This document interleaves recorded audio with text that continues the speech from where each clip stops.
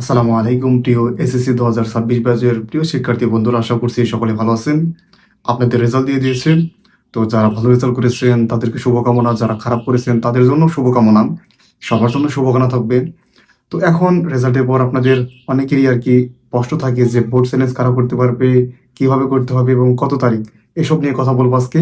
তবে ভিডিও শুরুতে একটা অনুরোধ, আমাদের চ্যানেলে যারা নতুন তারা অবশ্যই আমাদের চ্যানেলটি সাবস্ক্রাইব করে পাশে বেল আইকনটি বাজিয়ে দেবেন, এটা আপনাদের প্রতি অনুরোধ। আসুন আমরা বোর্ড চ্যালেঞ্জ নিয়ে একটু কথা শুনি। বোর্ড চ্যালেঞ্জ কত তারিখ থেকে আপনাদের শুরু হচ্ছে? আজকে থেকে শুরু হচ্ছে, অর্থাৎ 11 থেকে 17 তারিখ, 17ই আগস্ট পর্যন্ত আপনারা বোর্ড চ্যালেঞ্জ করতে পারবেন। মোট 7 দিন। এই 7 দিনের মধ্যে আপনারা বোর্ড চ্যালেঞ্জ করতে পারবেন। আর কিভাবে করবেন সেটা আমি পরবর্তী ভিডিওতে দেখিয়ে দিব। তো এই বোর্ড চ্যালেঞ্জ কাদের করা উচিত এবং কারা কারা করতে পারবে? সবাই করতে পারবে। বোর্ড চ্যালেঞ্জ সবাই করতে পারবে। এমনকি যারা A+ পেয়েছে তারাও যদি মনে করে যে আমি গোল্ডেন পাবো বা আরো বেশি একটু নাম্বার পাবো, তারাও করতে পারবে। এক কথায় সবাই বোর্ড চ্যালেঞ্জ করতে পারে। আর এরপর হচ্ছে প্রশ্ন আসতে পারে যে কাদের করা উচিত। দেখুন, যারা ফেল করেছে তারা তো ডেফিনেটলি তারাই বেশিরভাগ করে এবং তাদেরই করা উচিত। এমনকি এই বোর্ড চ্যালেঞ্জের ক্ষেত্রে এমনও ঘটেছে যে একটা মেয়ে ফেল করেছিল, তার কনফিডেন্স ছিল যে আমি A+ পাবো, সে পেয়েছে সত্যি সত্যি। কারণ মেয়ে কিরকম পরীক্ষা দিয়েছে সে তো জানে, সবগুলোতে A+ পেয়েছে, শুধু একটাতে ফেল আসছে, তার মানে অবশ্যই সেটা ভুলে আসছে বা যে কোনোভাবেই হোক শিক্ষা মন্ত্রণালয় তাদের হচ্ছে নির্দিষ্ট একটা ভুলের কারণে কিন্তু সে ফেল করেছিল। তো মেয়েটি বোর্ডের সাথে যোগাযোগ করেছিল এবং পরবর্তীতে সে A+ও পেয়েছিল, এরকম কিন্তু ঘটনা আছে, এরকম কিন্তু ঘটনা শোনা গেছে। তো নাম্বার কম পেয়েছেন বলে কোনো দুঃখ করার কিছু নেই, বোর্ড চ্যালেঞ্জ করতে পারেন। তবে আমি মনে করি সবার করা উচিত নয়।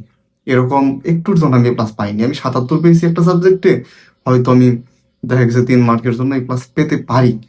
এরকম যদি সম্ভাবনা থাকে অবশ্যই আপনি বোর্ড চ্যালেঞ্জ করুন।